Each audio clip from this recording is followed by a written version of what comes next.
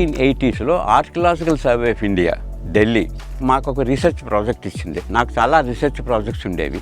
So అందులో ఈ research project archaeological survey of India Delhi వాళ్ళు ఇచ్చారు. అది ఇదనమాట.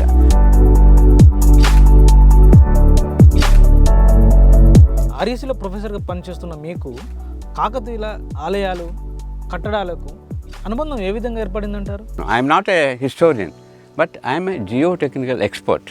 4 రెట్లు పెద్దదైనటువంటి స్వయంభూ టెంపుల్ ఉండేది. అదంతా కూడా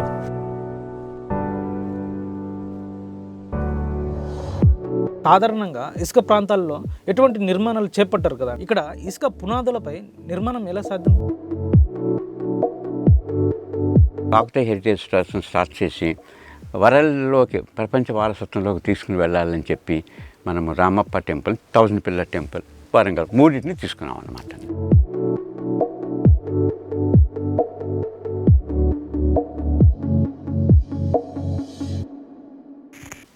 నమస్కారం సార్. నమస్కారం అండి. ఆకేరు న్యూస్కు స్వాగతం. రామప్ప గుడి ప్రపంచ వారసత్వ సంపదగా గుర్తింపు పొందడంలో మీ కృషి ఎంతో ఉంది. మీకు హృదయపూర్వక శుభాకాంక్షలు సార్. ఆర్ఈసీలో ప్రొఫెసర్గా పనిచేస్తున్న మీకు కాకతీయుల ఆలయాలు కట్టడాలకు అనుబంధం ఏ విధంగా ఏర్పడిందంటారు? 1962 I was a faculty member in Regional Engineering College, Warangal. That was established in 1959. Pandit Nehru వచ్చి ఆర్ఈసీకి ఫౌండేషన్ వేశారు 1959లో. నేను I joined as a faculty in 1962. So అప్పటి నుంచి ఇప్పటి వరకు కంటిన్యూస్గా my voyage continued.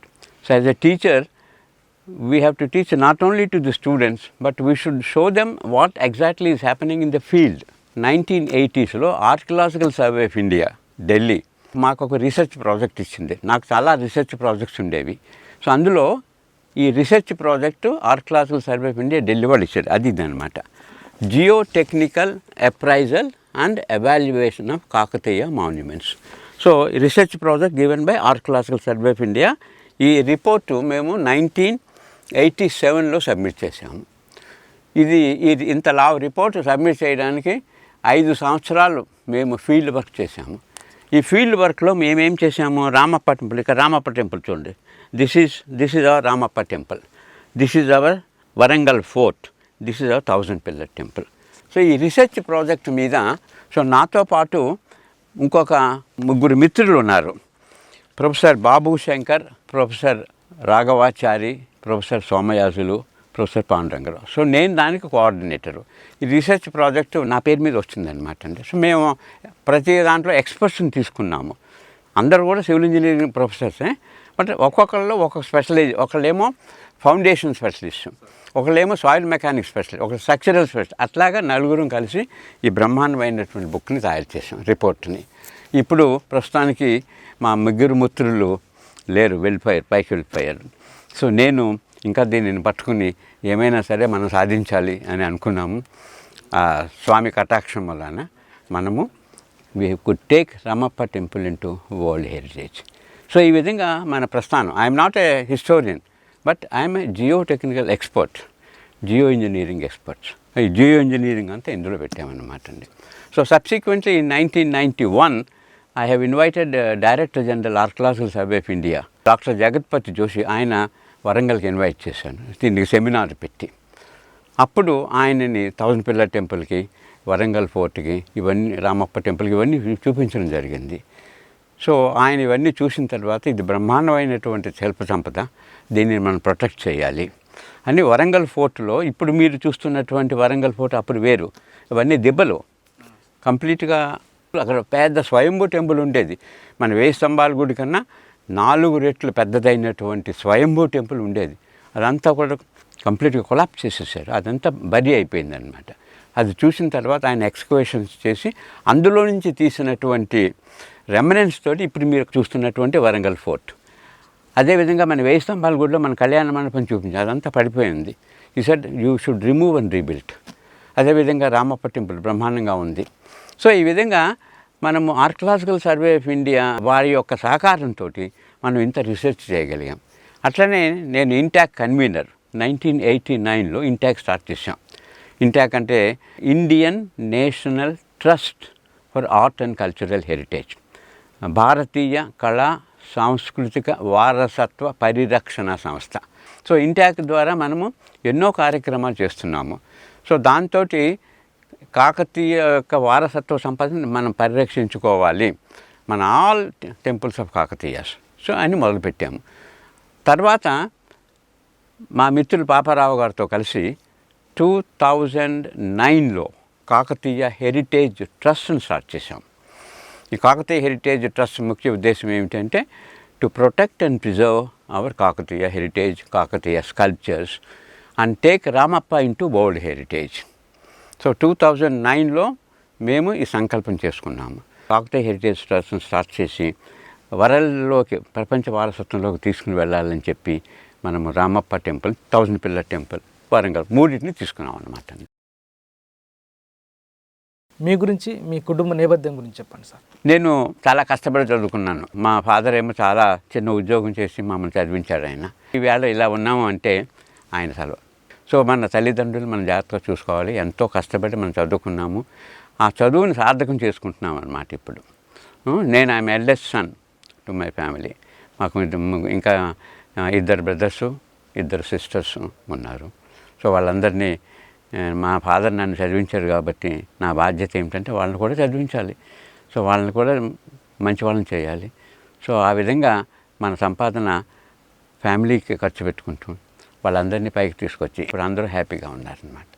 So everybody should understand the responsibility of a son, especially the eldest son, to bring up the family so that they are all happy now. అదేవిధంగా ఆంధ్ర యూనివర్సిటీలో చదువుకున్నాను నేను 1955 to 57 intermediate. So 57 to 60 honours, 61 MSc, and then I was a faculty member in Andhra university till 62. So అది అయిన తర్వాత నేను I joined as a faculty in REC Warangal 1962. So అప్పటి నుంచి ఇప్పటి వరకు సుదీర్ఘ యాత్రలో మనం పాల్పంచుకున్నాం. రామప్ప గుడి ప్రత్యేకత గురించి కొంచెం చెప్తారా?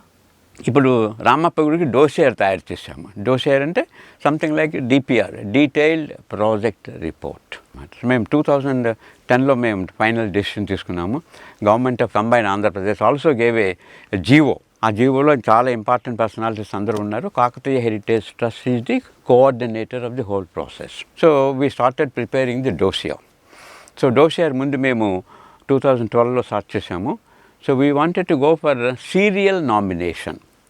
1000 స్తంభాల గుడి, వరంగల్ ఫోర్ట్, రామప్ప టెంపుల్ మూడింటిని కలిపి యునెస్కోలోకి తీసుకుని వెళ్ళాలని చెప్పి సీరియల్ నామినేషన్ వేశాం. దానికి ప్రిపరేషన్ చేసాము, డోసియర్ తయారు చేసాము. But subsequently we found that 1000 pillar temple, Warangal fort ఈ నామినేషన్లో కొన్ని ప్రాబ్లమ్స్ వస్తాయని చెప్పి ఊహించాం మేము. ఎందుకనంటే ఆర్కియలాజికల్ మాన్యుమెంట్స్ ఉన్న చోట ఆర్కియలాజికల్ సర్వే ఆఫ్ ఇండియా వారి ఆధ్వర్యంలో ఉన్నప్పుడు 100 మీటర్స్ ఆ మాన్యుమెంట్ 100 చుట్టూ 100 మీటర్స్ డిస్టెన్స్లో ఎలాంటి కట్టడం ఉండకూడదు. That is prohibited zone. ఆ తర్వాత 200 మీటర్స్ రెస్ట్రిక్టెడ్ జోన్ అంటాం అన్నమాట. అలాంటి కండిషన్స్ 1000 పిల్లర్ టెంపుల్లో లేవు. మన చుట్టుపక్కల ఎన్నో హ్యాబిటేషన్స్ ఉన్నాయి. వాళ్ళందరినీ మనం ఏం చేయలేము. అదేవిధంగా వరంగల్ ఫోర్ట్ కూడా. వేరే రామప్పలో అలాంటి ప్రాబ్లమ్స్ లేవు. సో ఈ మూడింటిని లింక్ చేస్తే రామప్ప కూడా ప్రాబ్లమ్స్ వస్తాయి. కాబట్టి ఈ సీరియల్ నామినేషన్ని మనము తీసేసి we have projected only Ramappa temple in 2016. అప్పుడు ప్రిపరేషన్ చేసిన తర్వాత డోసియర్ తయారు చేసి టెంటేటివ్ లిస్ట్లోకి పంపించాం. 2017లో టెంటేటివ్ లిస్ట్. ఇది కాకతీయ హెరిటేజ్ ట్రస్ట్ చేశాము in association with state archaeology department and archaeological survey of India. ఈ ప్రాపర్టీ అంతా కూడా belongs to archaeological survey of India. So మనం ఏమిటంటే we are only supporting them, we are only giving them dossiers required. So state archaeology, archaeological survey of India and Kakatiya heritage trust, నేను పాపారావు గారు కలిసి ఫైనల్గా 2018లో single nomination of Ramappa temple వేశాము. అది ఐకోమాస్. So ICOMOS evaluate చేసి ఫైనల్గా they have sent there representative in 2019. Doctor Vasu Poshyananda వచ్చారు ఇక్కడికి. Is the representative of ICOMOS. Is an expert on rock restoration. So మనం ఇక్కడ కూడా అదే పని చేస్తున్నాం అనమాట. ఇప్పుడు మన ఎండాకాలంలో వెళ్ళినా కూడా లోపల కూల్ ఉంటుంది. ఎందుకు కూల్ ఉంటుంది అంటే they have gone in for what is known as cavity walls. ఇప్పుడు మన చుట్టూ వాల్స్ ఉన్నాయి చూడండి, అది ఒకటే లీఫ్ కాదు, అది అక్కడ 2 లీవ్స్ ఉంటాయి, 2, ఒకటి outer leaf, 2 inner leaf. So మధ్యలో గ్యాప్ ఉంటుంది అన్నమాట, మధ్యలో ఖాళీ ఉంటుంది. సో ఆ ఖాళీని ఏం చేశారు వీళ్ళు, మామూలుగా మక్కతోటి ఫిల్అప్ చేశారు. So this is what is known as cavity wall, 2 walls. So external wall, internal wall, మధ్యలో క్యావిటీ ఉంటుంది అన్నమాట. సో అలాంటి కన్స్ట్రక్షన్ టెక్నాలజీని వాళ్ళు వాడారు. సో అందుకనే మనం బయట ఎండగా ఉన్నా కూడా లోపల because of the cavity wall లోపల you feel very cool and comfortable. This is another good aspect of construction technology of Kakatiyas. అన్నట్టుగా అవుట్స్టాండింగ్ యూనివర్సల్ వాల్యూలో art and architecture, the exuberance art of architecture of the Naginis and Raginis, అదేవిధంగా pillars, the black dolerite pillars, the hardest rock in the world, వాటిల్ని వీళ్ళు బ్రహ్మాండంగా carve చేశారు. ఎంత ఫైన్గా carving చేశారంటే ఒక థ్రెడ్ కూడా అందులో నుంచి వెళ్ళేటట్టుగా అంత ఫైన్ హోల్స్ వాళ్ళు చేయగలిగారు. ఇప్పుడు మన రామప్ప టెంపుల్లో మీరు చూసినట్లయితే కంప్లీట్గా they are the load bearing members, black dolerite, దాన్ని ఫైన్ కార్వింగ్ చేశారు. సో ఆ రోజుల్లో వాళ్ళు ఎక్స్ట్రాడినరీ టూల్స్ వాడారన్నమాట. ఎక్స్ట్రాడినరీ టూల్స్ అంటే మెటలర్జికల్ ఇండస్ట్రీ చాలా హై లెవెల్లో ఉండేది ఆ రోజుల్లోనూ. సో వాళ్ళు హార్డ్ టూల్స్ వాడి, ఫైన్ టూల్స్ వాడి బ్యూటిఫుల్గా స్కల్ప్చర్ చేశారు. అందుకనే మనకి ఇప్పటికీ కూడా you get mirror like polish. So the types of tools they have used is another outstanding universal value of Ramappa temple. So the చుట్టూ ఉన్నటువంటి నాగినీసు, రాగినీసు ఇవన్నీ కూడా ఆ విధంగా వాళ్ళు కార్వ్ చేశారు. So this is extraordinary art and architectural exuberance of Ramappa temple. ఇవన్నీ కూడా రామప్పకి ఉన్నటువంటి ప్రత్యేకతలు. So floating bricks of Ramappa shikhara, sand box technology, art and architectural exuberance of the sculptures that are carved out of the black dolerite rock, the hardest rock in the world. Then you have the extraordinary factor of safety. ఇప్పుడు మనము మీరు వెళ్ళి చూసినట్లయితే మీకు తెలుస్తుంది, అక్కడ లోపల వెళ్ళగానే ఆ floor beams are carved out of sand stones. అవన్నీ కూడా పగిలిపోయి సెటిల్ అయినవి, బట్ అవన్నీ కూడా యూనిఫామ్గా సెటిల్ అయినవి. సో యూనిఫామ్గా సెటిల్ అవ్వడం వలన super structure is very safe. So this is what we call extraordinary factor of safety. So ఇది కూడా ఒక important outstanding universal values. So ఈ విధంగా రామప్ప టెంపుల్ని వాళ్ళు కట్టారు. సుమారుగా మనకి 800 సంవత్సరాల్లో ఇప్పటికి అయింది. సో మనం దానిని జాగ్రత్తగా ప్రొటెక్ట్ చేసి ఇంకొక 1000 సంవత్సరాల వరకు ఉంచి మన పాస్టెరిటీకి మనం అందించవలసిన బాధ్యత ఉన్నది. ఈ శుభ సందర్భంలో ఈ రామప్ప టెంపుల్ వరల్డ్ హెరిటేజ్లోకి వెళ్ళడం మనం ఊహించుకోనటువంటి మనం వెళ్ళడం అనేది ఒక మంచి పరిణామం, మన అందరికీ కూడా ఒక శుభదాయకము. I enjoyed participating in the World Heritage Conference. We felt very happy that Ramappa Temple has been inscribed as a World Heritage Monument. Sand box technology అంటే ఏంటి? సాధారణంగా ఇసుక ప్రాంతాల్లో ఎటువంటి నిర్మాణాలు చేపట్టారు కదండి, ఇక్కడ ఇసుక పునాదులపై నిర్మాణం ఎలా సాధ్యం? పోషానంద వచ్చినప్పుడు మీరు చెప్పినటువంటిదే ఆయనకి ఇవన్నీ చెప్పడం జరిగిందనమాట. సో యాక్చువల్గా వీళ్ళు ఎలా కట్టారు, వీళ్ళు what is there in their mind అని చూసినట్లయితే ఇప్పుడు యునెస్కోకి మనం ఇంపార్టెంట్గా ముఖ్యంగా చెప్పాల్సింది ఏమిటంటే what is the outstanding universal value of Ramappa temple. So Ramappa టెంపుల్లో ఎందుకు మనము వరల్డ్ హెరిటేజ్లో ఎందుకు తీసుకొస్తున్నారు? ఎన్నో టెంపుల్స్ ఉన్నవి, why only Ramappa temple? So దానికి ఎన్నో ఇంపార్టెంట్ వాల్యూస్ ఉన్నాయన్నమాట, credibilities. So number 1 is the floating bricks of Ramappa. So ఆ పోషానందకు వచ్చినప్పుడు ఇవన్నీ ఎక్స్ప్లెయిన్ చేసాం. రామప్ప టెంపుల్కి తీసుకుని వెళ్ళి ఇవన్నీ చూసారా. ఈ శిఖరంలో నార్మల్ బ్రిక్స్ ఉండవు, ఓన్లీ ఫ్లోటింగ్ బ్రిక్సే ఉంటాయి. ఫ్లోటింగ్ బ్రిక్ అంటే నీళ్లలో తేలుతుంది. సో నీళ్ల డెన్సిటీ ఒకటైతే ఈ బ్రిక్ యొక్క డెన్సిటీ దానికన్నా తక్కువ 0.85 to 0.9. అదే నార్మల్ బ్రిక్ అయితే అది చాలా హెవీ, డెన్సిటీ 2.2 ఉంటుంది. ఇది నీళ్ళలో వేయగానే మునిగిపోతుంది. వాళ్ళు ఏం చేశారు, మామూలు బ్రిక్ వాడకుండా ఫ్లోటింగ్ బ్రిక్ వాడారు. ఎందుకు వాడారు? That means they have realized at that time, if you use a normal brick, there will be heavy load on the foundation, and so the foundation will sink. If the foundation sinks, the structure collapses. So they have thought of improvising the technology by creating a floating brick. So this is what we call creative genius of those sculptors who built Ramappa temple 800 years. Creative genius. This is the very important criteria number 1 అంటాం అన్నమాట. వాళ్ళ different క్రైటీరియాలో ఏ క్రైటీరియాలో మీ రామప్ప టెంపుల్ని propose చేస్తున్నారు. లైవ్గా demonstrate చేసి చూపించాం ఆ పోషానందకి. So he was thrilled to see a brick floating on water. అంత పెద్ద పిల్లర్స్ను ఇసుక పునాదులపై ఎలా నిలబెట్టగలిగారు sir? So next important component is foundations. ఈ ఫౌండేషన్స్ అన్నీ కూడా శాండ్ బాక్స్ టెక్నాలజీ. వీళ్ళు ఎక్కడైతే టెంపుల్ కడతారనుకుంటారో అక్కడ ఏం చేస్తారంటే వీళ్ళు 40 meter by 40 meter approximately area demarcate చేసి అందులో ఉన్నటువంటి సాయిల్ని అంతా తీసేస్తారు. 2 to 3 మీటర్స్ సాయిల్ తీసేసి ఆ ప్లేస్లో శాండ్ వేసి బాగా కన్సాలిడేట్ చేస్తారు.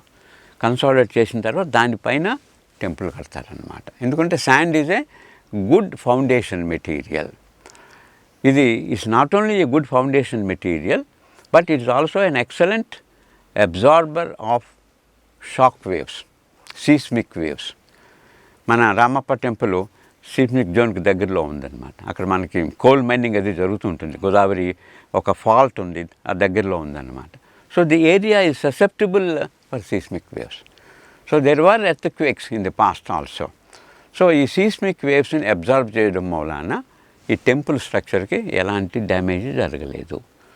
So when I explained this to him, he was really astonished that they have built on a sandbox technology, and the sandbox technology is responsible for protecting our temple from shock waves of earthquakes. శిల్పాల గురించి చెప్పండి sir. High heels చెప్పులు వేసుకున్న శిల్పాలు ఉన్నాయి కదా. Yes you are right. చాలా బాగా observe చేశారు మీరు. సో రామప్ప టెంపుల్లో బ్రహ్మాండమైనటువంటి శిల్పాలు ఉన్నవి, బ్లాక్ రాక్లో చెక్కారనమాట. అదేవిధంగా మన లోపలికి వెళ్ళి చూడగానే పెద్ద పెద్దగా కాలమ్స్ ఉంటాయి. కాలమ్స్ అన్నీ కూడా బ్లాక్ రాక్లో బ్రహ్మాండమైనటువంటి కార్వింగ్స్ చేశారు. ఇవన్నీ కూడా డోలరైట్ అనే black rock. So this dolerite is the hardest rock in the world. ఇంత హార్డెస్ట్ రాక్ని వాళ్ళు స్కల్ప్చర్స్ చేశారు. మిగిలిన చోట ఫర్ ఎగ్జాంపుల్ హలేబీడ్, కర్ణాటకలో హలేబీడ్, అక్కడ సోప్ స్టోన్లో చేశారు. ఇలాంటివే బ్యూటిఫుల్ కార్వింగ్ చేశారు. But soap stone is very soft, వేరే this is very hard. So దీనిని కార్వ్ చేయాలంటే స్పెషల్ టూల్స్ కావాలి. Highly technology of metallurgical tools తోటి వాడు మిర్రర్ లైక్ పాలిష్ చూస్తుంటే మనం వెళ్ళగానే మన ఇమేజ్ మనకు కనిపిస్తుంటుంది. అవును సార్, మన రిఫ్లెక్షన్ కనిపిస్తుంటుంది. అంత మిర్రర్ లైక్ పాలిష్ వాళ్ళు చేయగలిగారు. So this is another important thing. So art and architectural exuberance, so దాంతో బ్రహ్మాండమైనటువంటి శిల్పాలు తయారు చేశారు. So that is another very important component in creative genius. So అదేవిధంగా మనం లోపలికి వెళ్ళగానే మీకు ఫ్లోరింగ్ అంతా కూడా కొంచెం దెబ్బతిని కుంగింది. ఆ కొంగడం నార్మల్ స్ట్రక్చర్ అయితే అలా కొంగగానే స్ట్రక్చర్ అంతా పడిపోతుంది. కానీ ఇక్కడ కుంగినా కూడా స్ట్రక్చరు బ్రహ్మాండంగా ఇంటాక్ట్లో ఉంది. This is what we call extraordinary factor of safety. వాళ్ళు ఎంతో అనుభవంతో ఇది సెటిల్ అయినా కూడా స్ట్రక్చర్ పడకూడదని అప్పుడు కూడా ఆలోచించి వీళ్ళు ఎక్స్ట్రాడినరీ ఫ్యాక్టర్ ఆఫ్ సేఫ్టీ తోటి చేశారు. ఇవన్నీ కూడా we call them as out standing universal values. ఇవన్నీ మన పోషానందకి ఇవన్నీ చెప్పించాము. అవన్నీ బాగా అందరు నోట్స్ రాసుకున్నారు. పోషానికి బుక్ ఇవ్వడం కూడా జరిగింది. He went very happily. And అప్పటికే మనము రామప్ప టెంపుల్ మీద ఒక బ్యూటిఫుల్ బుక్ తయారు చేసాం. This is Ramappa temple, the crest jewel of Kakatiya art and architecture by doctor Chudamani Nandagopal. ప్రతి వాళ్ళు చూడగానే ఆర్ట్ అండ్ ఆర్కిటెక్చర్ చాలా చూస్తారనమాట. ఇందులో నేను జియో ఇంజనీరింగ్ ఫౌండేషన్స్ మీద ఒక చాప్టర్ రాశాను నేను. So this is a very comprehensive compendium on Ramappa temple. This is an authority. So ఈ బుక్, అదేవిధంగా మన కాకతీయ డైనాసిటీ, ఇది coffee table book and entire Kakatiyas. ఇది కాకతీయ హెరిటేజ్ ట్రస్ట్ చేసింది, ఇది కూడా కాకతీయ హెరిటేజ్ ట్రస్ట్. అట్లానే ఒక brief note, journey towards world heritage. అంటే ఇంత పెద్ద పెద్ద పుస్తకాలు చదవడానికి చాలామందికి టైం ఉండదు కాబట్టి ఒక చిన్న బ్రోషర్ తయారు చేసి ఇవన్నీ కూడా మనము యునెస్కో ఎక్స్పర్ట్స్కి పంపించాము. 40 కంట్రీస్కి పంపించాము ఇవన్నీ యునెస్కో ఎక్స్పర్ట్స్కి. సో దట్ వాళ్ళకి చూడగానే దీని యొక్క వాల్యూ తెలియాలన్నమాట. సో వాళ్ళ ఇంటర్న్ వాళ్ళు ఏమన్నారు, వాళ్ళు వీడియోస్ పంపించండి అన్నారు డిఫరెంట్ లాంగ్వేజెస్లో. Arabic, Spanish, French, Chinese, Russian and English. So 6 లాంగ్వేజెస్లో మనం వాళ్ళకి వీడియోస్ పంపించాము. ఇదంతా అయిన తర్వాత కొన్ని మోడిఫికేషన్ జరుగుతుంది. టైం టు టైం వాళ్ళు ఎన్నో ప్రశ్నలు వేస్తుంటారు యునెస్కో నుంచి. సో వెంటనే దానికి మేము సమాధానం చెప్తామన్నమాట. సో ఇక్కడ తయారు చేసేసి మన స్టేట్ ఆర్కియాలజీ డిపార్ట్మెంట్, దెన్ మన సెక్రటరీ కల్చర్ శ్రీనివాసరాజు గారు, అదేవిధంగా director state archaeology, then director general archaeological survey of India Delhi, then Kakatiya heritage trust అందరం కలిసి ఎప్పటికప్పుడు వాళ్ళు అడిగినటువంటి ప్రశ్నలకి వెంటనే సరైన సమాధానాలు చెప్తూ మనం పంపించాం. రామప్ప గురించి యునెస్కో ప్రతినిధులు ఎలాంటి వివరాలు అడిగి తెలుసుకున్నారు సార్? యునెస్కో అంటే united nations educational and cultural organization, UNESCO. So ఇది వరల్డ్ బాడీ అన్నమాట. ఆ వరల్డ్ బాడీలో ఐకోమాస్ is their technical advisor on monuments. I am a member of Indian ICOMOS. So I interact with all the fellow members and discuss various aspects of protection, preservation of our heritage. Actually heritage is not monuments alone. We have different types of heritages. One is the man-made heritage, what we see, మనం చూస్తున్నటువంటిది built heritage అంటాం దానిని. అదేవిధంగా natural heritage, మన rivers, మన valleys, మన nature, ప్రకృతి, beautiful forest. Then you have intangible heritage, అంటే మనకి పరంపర వస్తున్నదన్నమాట. For example Sammakka Jatara is an intangible heritage. So పరంపరగా వస్తూ ఉంటుంది. మన పూర్వీకులు మన వేదాలు చెప్పారు మనకి, మనం ఎన్నో నేర్చుకున్నాము, కళలు ఉన్నాయి, డ్యాన్స్, ఆర్ట్, ఇవన్నీ కూడా పరంపరలో వస్తుంటాయి అన్నమాట. This is intangible heritage. So మన రామప్ప టెంపుల్ బిల్ట్ హెరిటేజ్ కింద వస్తుంది.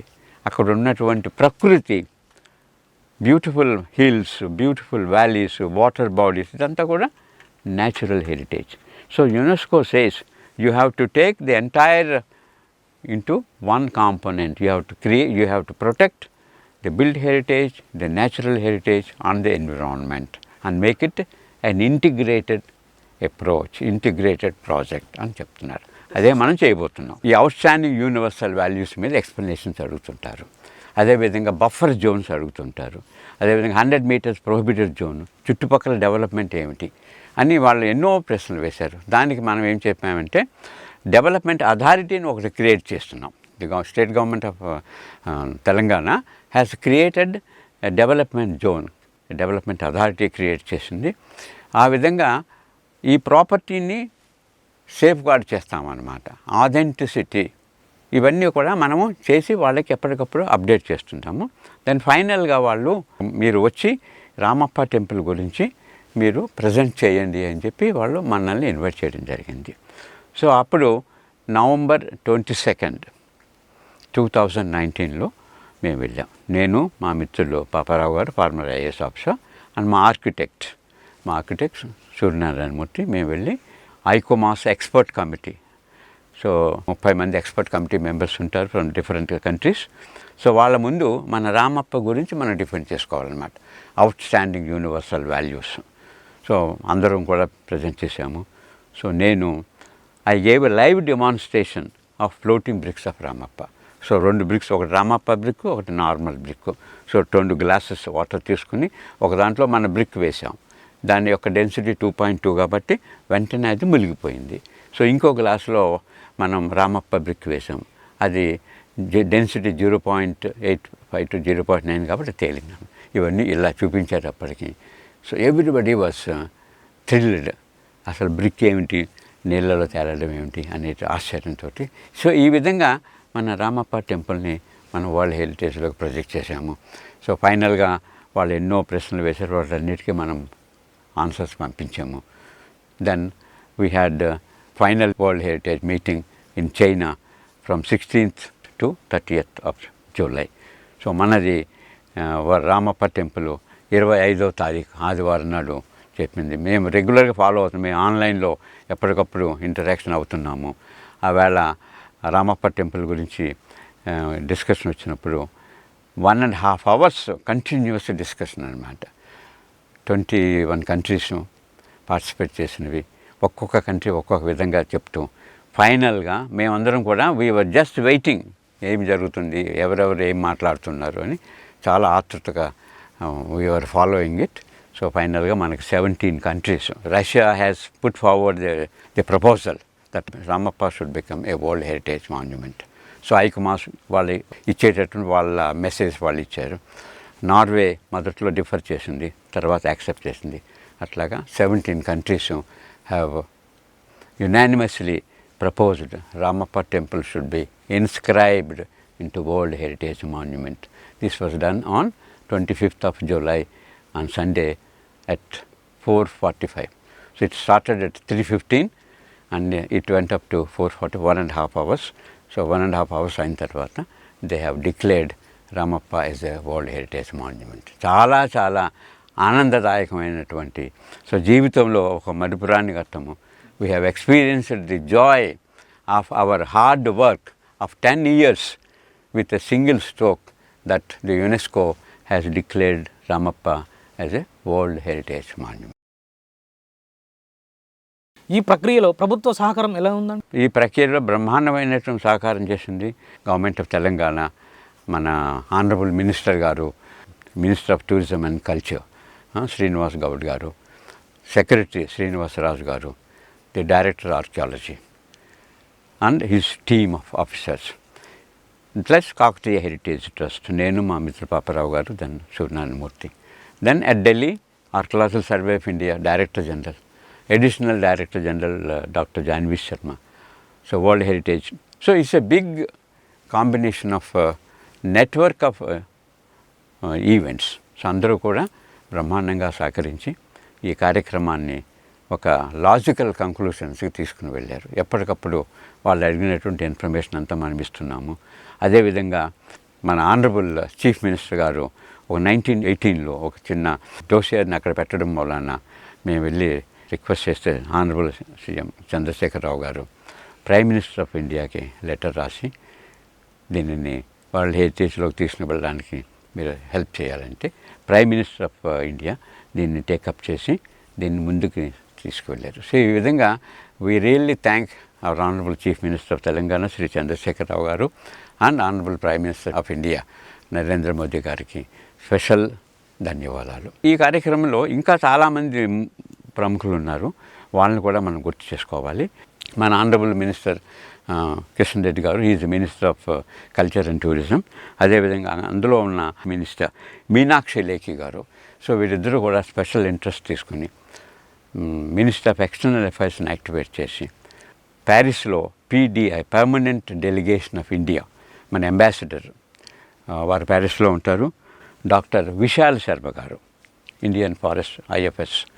సో వారు బ్రహ్మాండమైనటువంటి లీడ్ తీసుకుని ఈ డిఫరెంట్ కంట్రీస్ని అన్ని ఇంటిగ్రేట్ చేసి వాళ్ళందరితోటి మాట్లాడి, అంబాసిడర్స్ తోటి మాట్లాడి ఒక బ్రహ్మాండమైనటువంటి వాతావరణాన్ని క్రియేట్ చేశారు. సో వీళ్ళందరికీ కూడా మనము కృతజ్ఞులై ఉంటాము. We really thank them with the bottom of our heart for their beautiful contribution in taking Ramappa to World Heritage. They are all great people. So Dr. Vishal Sharma has done an excellent job of integrating all the embassies and all the 21 countries, and he created a beautiful environment for the UNESCO to declare Ramappa temple as a World Heritage Monument. UNESCO గుర్తింపు పొందడం వల్ల ఎలాంటి అభివృద్ధి జరుగుతుందంటారు? Now then we have received the tag of World Heritage. It becomes an international monument for the whole world. So tourists from different parts of the world, వాళ్ళు ఇండియాకి వస్తే మనం ఏమేమి మాన్యుమెంట్స్ చూస్తాం. This is the 39th monument in India. ఇంతవరకు 38 monuments అయినవి, ఇది 39th monument. డోలవేరా Gujarat, అది 40th మాన్యుమెంట్ అన్నమాట. So any external visitors from abroad will see what are the important world heritage monuments. So Ramappa ఉంటుంది. So Ramappa will get international tourist. ఎప్పుడైతే tourist వస్తారో అక్కడ బ్రహ్మాండమైనటువంటి డెవలప్మెంట్ అవుతుంది. So tourism and hospitality management, so బ్రహ్మాండమైనటువంటి hotels వస్తాయి. So foreign exchange, they spend lot of money, we get lot of foreign exchange. So యూత్కి employment potential వస్తుంది. The whole area will develop. As a matter of fact కొన్ని కంట్రీస్లో, small countries like Cambodia, so మేము వెళ్ళినప్పుడు this is LDC, least developed country. Some of the countries are LDC, least developed countries. ఆ least developed కంట్రీస్లో వాళ్ళ popularity, they depend only on tourism. Cambodia government invited me to come and survey some of their monuments and suggest the technological developments for improving the monument. So they have wonderful monuments on World Heritage. Angkor Wat, మీరు పేరు విని ఉంటారు, one of the biggest temples in the world, Angkor Wat. It's a great temple. So అలాంటిది మన రామప్పకి ఇప్పుడు world heritage రావడం వలన, so we get international tourism, we have beautiful employment potential, ఆ ఏరియా అంతా బాగా డెవలప్ అవుతుంది. సో మన మాన్యుమెంట్ని కూడా బ్రహ్మాండంగా చేస్తాం. నా this monument is about 800 years old. So ఎప్పుడైతే మనకి టూరిజం ఈ ట్యాగ్ వచ్చిందో, government of Telangana, government of India and other philanthropic institutions will come forward to fund. And so the monument will be very beautifully maintained.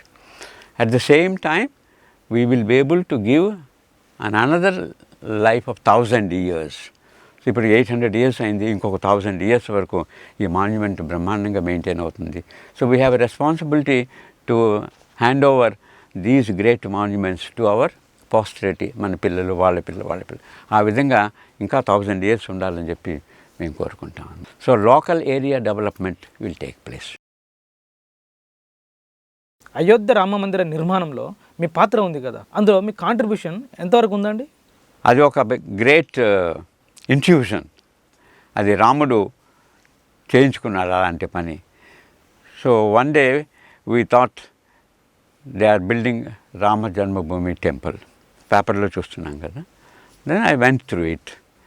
So then I found ఈ రామ జన్మభూమి టెంపుల్కి మన Kakatiya sand box technology కడితే చాలా కాలం ఉంటుంది కదా అని చెప్పేసేసి, because we are working on these monuments for the last 40 years.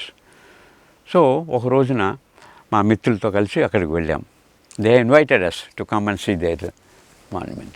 So అక్కడికి వెళితే వాళ్ళు they wanted to go for cement concrete piles, 1 meter dia, 40 meter depth cement concrete piles, 1200 piles in that entire area for the foundation. So idantha chusin tarvata then I told them, you are going to build super structure బ్రహ్మాండమైనటువంటి శాండ్స్టోన్తో కడుతున్నారు, దాని యొక్క life 1000 years. వేరేజ్ మీరు పునాదులు cement concrete పైల్స్తో కడుతున్నారు, the life of cement concrete is only 100 years. So where is the compatibility? So పునాదులేమో 100 సంవత్సరాల్లో పాడైపోతుంటే మీ సూపర్ స్ట్రక్చర్ 1000 సంవత్సరాలు ఉంటే ఏమిటి ఉపయోగం? So there is no compatibility between the foundation designs and the super structure. So you should design the foundations for 1000 years. So that is possible only when you do the foundations without using cement, iron and concrete. And if you follow the sandbox technology which the Kakatiyas have done 1000 years back, even today the structure is intact. So this is the testimony. It is a time-tested module, time tested structure. So ఇలాంటివి మీరు అక్కడ చేస్తే బాగుంటుందని చెప్పి వాళ్ళతోటి సలహాలు ఇవ్వడం జరిగింది. సో అప్పటికప్పుడు ఎలాంటి వాళ్ళు చేస్తున్నారు, అప్పటికప్పుడు కంప్లీట్గా ఈ పైల్స్ అన్ని సిమెంట్ అన్ని మానేసేసి మన కాకతీయ టెక్నాలజీని అడాప్ట్ చేయమని చెప్పేసి మనం వాళ్ళు రిక్వెస్ట్ చేశాము.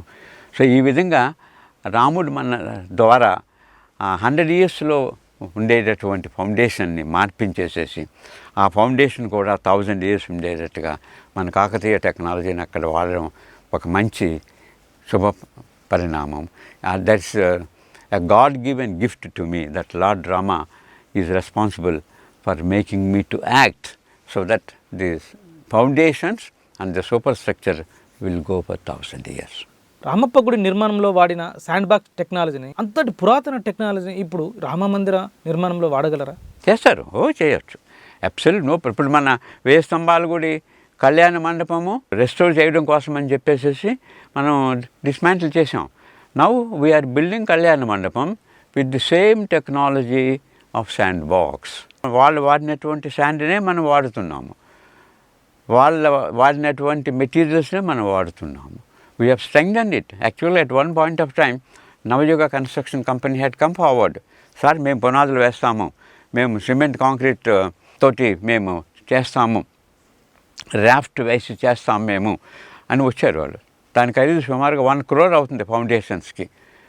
మేమందరం డిస్కస్ చేసుకుని స్టేట్ ఆర్కియాలజీ, నేను, అదేవిధంగా government of India, archaeology survey of India, mister Jamwal, is the director superintending archaeological engineer, అందరం కూర్చుని ఎట్టి పరిస్థితుల్లోనూ ఇలాంటి సిమెంట్ వాడకూడదు, సిమెంట్ వాడినట్లయితే దాని లైఫ్ 100 years ఉంటుంది. So cement, iron, cement concrete వాడకుండా కాకతీయులు ఎలా అయితే కట్టారో అట్లనే మనం కట్టాలి. Now we are doing the same technology.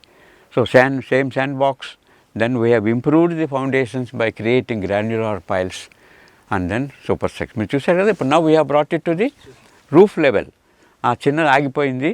మొన్ననే నేను ఢిల్లీ వెళ్ళినప్పుడు archaeological survey of India director general గారితో మాట్లాడడం జరిగింది. తప్పకుండా త్వరగానే చేసేస్తామని చెప్పి వారు ప్రామిస్ చేశారు. ఈ సంవత్సరం అది పూర్తిగా కంప్లీట్ అయిపోతుంది. సో కాకతీయులు కట్టినటువంటి 1000 years బ్యాక్ మన కళ్యాణ మండపాన్ని మళ్ళీ మనం రివైవ్ చేసి ఇంకొక 1000 years వరకు ఉండేటట్టుగా సేమ్ టెక్నాలజీని వాడి మనం కడుతున్నాం. సో ఇలాంటి టెక్నాలజీ రామ జన్మభూమిలో చేయాలని చెప్పేసి మేము ప్రపోజ్ చేసాము. వాళ్ళు కూడా చాలా ఫేవరబుల్గా రియాక్ట్ అయ్యి తీసుకున్నారు. రామప్ప ఆలయ అభివృద్ధికి మనవంతుగా ప్రతి ఒక్కరూ ఏం చేస్తే బాగుంటుంది? మీ సలహాలు, సూచనలు తెలియజేయండి సార్. సో మనవంతుగా ఏం చేయాలి అంటే, ఎప్పటికప్పుడు రామప్ప టెంపుల్ని క్లీన్గా పెట్టుకోవాలి. మన మిత్రులకు చెప్పాలి. మన మిత్రులు ఏం చేస్తుంటారంటే వెళ్ళగానే వాళ్ళ పేర్లు రాసుకుంటుంటారు అక్కడ. వాళ్ళ పేర్లు చిరస్థాయిగా ఉండాలని చెప్పేసి they meddle with the monument. So అలాంటిది కంప్లీట్గా ప్రోహిబిటెడ్. You cannot touch. ఇప్పుడు వరల్డ్ హెరిటేజ్ ట్యాగ్ వచ్చింది కాబట్టి you cannot touch any things. You should be maintained with all serenity. So ఎప్పటికప్పుడు ప్రొటెక్టెడ్ జోన్స్ చూసుకోవాలి. ఎప్పటికప్పుడు ఈ మాన్యుమెంట్ ఏం జరుగుతుంది, దీని maintenance upkeep of the monument, ఆ చుట్టుపక్కల protected zones, prohibited zones. So అవన్నీ కూడా హై రైజ్ బిల్డింగ్స్ రాకుండా ఈ అథారిటీ, పార్లంపేట డెవలప్మెంట్ అథారిటీ, అది స్టేట్ లెవెల్లో, దెన్ డిస్ట్రిక్ట్ లెవెల్లో, అదేవిధంగా విలేజ్ లెవెల్లో అథారిటీస్ చేశారన్నమాట. ఈ అథారిటీసు జాగ్రత్తగా చూసుకుని ఆ మాన్యుమెంట్ని మనం కాపాడుకోవాలి. I'm very happy to interact with mister Surender. We has brought out a large number of questions and innovative questions, and we have highlighted the importance of the Ramappa temple and the journey through World Heritage, and finally we have succeeded in it. And all this is made possible because of Akeru News. So Akeru News has done an excellent job in doing these works and projecting the problems of the local area and interacting at different levels to propel, to create unity in the individuals. So I thank Akeru News for giving me an opportunity to express about the journey to the World Heritage of Ramappa Temple. Thank you very much. Thank you, sir.